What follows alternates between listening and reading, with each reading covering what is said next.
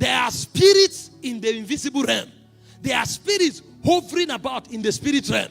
The Bible said when an evil spirit is cast out of a man, Matthew 12, 43 and 44, it goes about in dry places, looking for where it will dwell.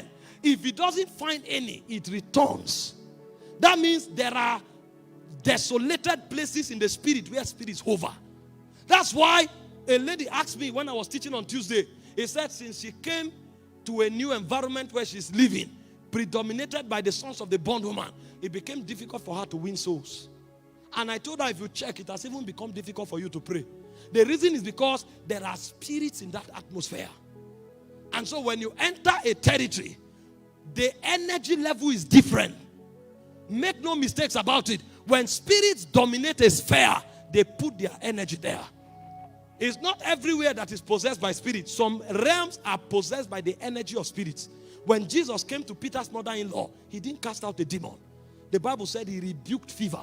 Because the fever is an energy of a spirit of sickness and infirmity. So the spirit himself may not be there, but his energy is there. The same way the energy of a spirit can dominate a man, the energy of a spirit can dominate an atmosphere. Why do you think you come into a service moody, but after a while, when the worship is intensified, you start jumping and shouting? You didn't come into the service shouting. The energy of the Spirit of God has dominated the service. And so a point comes, you begin to interact with it. The reason you are excited is because you are receptive to that. You received it. The same way you can enter a place and the energy of immorality will dominate. If you don't know how to fight and shut out those energies, they will be planted into your soul. And the first victory you have here, you will lose it. I've known people who went for NYC in 21 days, they were disflowered. Because they stepped out of one energy and entered another energy.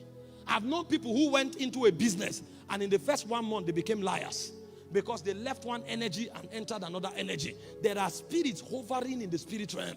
And what they do is that they emit their energy into the context where men dwell. So that a man who is receptive to their energy will attract their presence.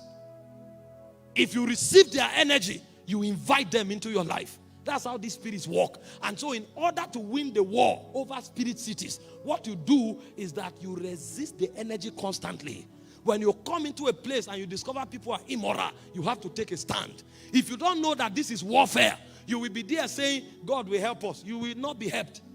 You will drown. It will begin with lust. After a while, it will begin with talking with one or two persons. The next time, you are crying on your bed because you just fornicated. You didn't know how to resist that city, that energy, because you didn't know that there was a spiritual city there. I've taught before from Ephesians chapter 6 from verse 10, how that Paul said, be strong in the Lord and in the power of his might. He said, put on the whole armor of God, wherewith you'll be able to stand the wiles of the enemy. And he said, we wrestle not against flesh and blood, but against principalities and powers. Principalities come to dominate context, and when they release their energy there, anybody who receives it becomes a slave. So the second city you must dominate is the spirit cities.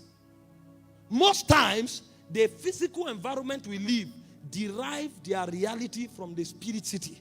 That's why you hear names like Egypt in the Bible. At first you think it's a country. Later you discover it's a spirit city. Because what Egypt wants to do is to stop the worship of God. You hear Babylon the Great.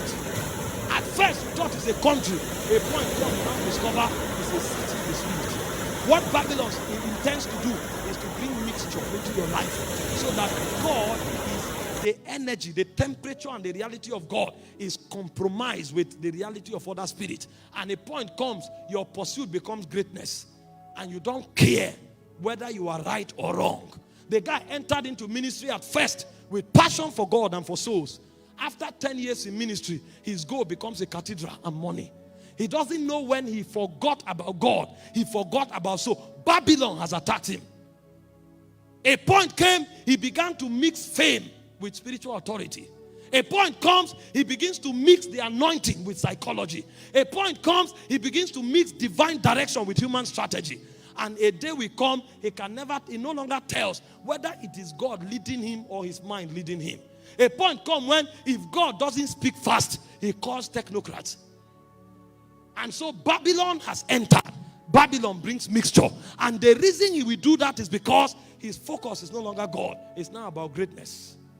That's why it's called Babylon the Great. Compromise God and we give you greatness.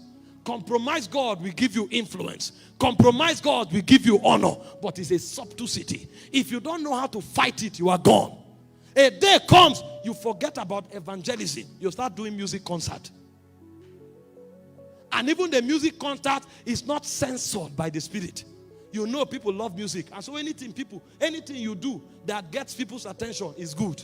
A point comes, it's no longer about prayer and fasting and evangelism. It becomes about comedians. And you say when they come, we win them to Christ. You don't know when mixture sets in. And then the comedian comes and waters down the doctrine. The comedian comes and waters down sacred and hallowed things. The things that we dread, they play with them. And after a while, everybody takes those things for granted. Church has become fuller, but the fear of God has died. Church has become fuller, but the worship of God has died. Church has become fuller, but the power of prayer has died. When you were few, everybody was a prayer warrior. When you were few, when you prayed, the hall vibrated. But now you are 1 million, and when you are praying, even the flies in the hall doesn't notice. We were in a biannual conference of one of the biggest church bodies in Nigeria. They say people should pray. Over 100,000 people were praying. You couldn't hear the prayer. If you were there, you would sleep off because the energy died. Great men show up. Mighty men show up. All the black Jews were assembled. Even the testimonies that were shared, all of them were in 1980. Because it was in 1980 that the energy of God was strong. Now, God's voice has been mingled with human strategy. Now, the pursuit of intimacy have been replaced with the pursuit of influence and cathedral. There is nothing wrong in building cathedral, but if you allow God grow you organically, it is better. When you don't censor Babylon out of what you are doing and you allow that mixture happen, you will receive the same thing God gives, but the reality will be different. The Bible said it's the blessings of the Lord that maketh rich and addeth no sorrow. That means even the devil blesses. The difference is that when the devil blesses, sorrow is added. So God builds cathedrals, devils also build cathedrals.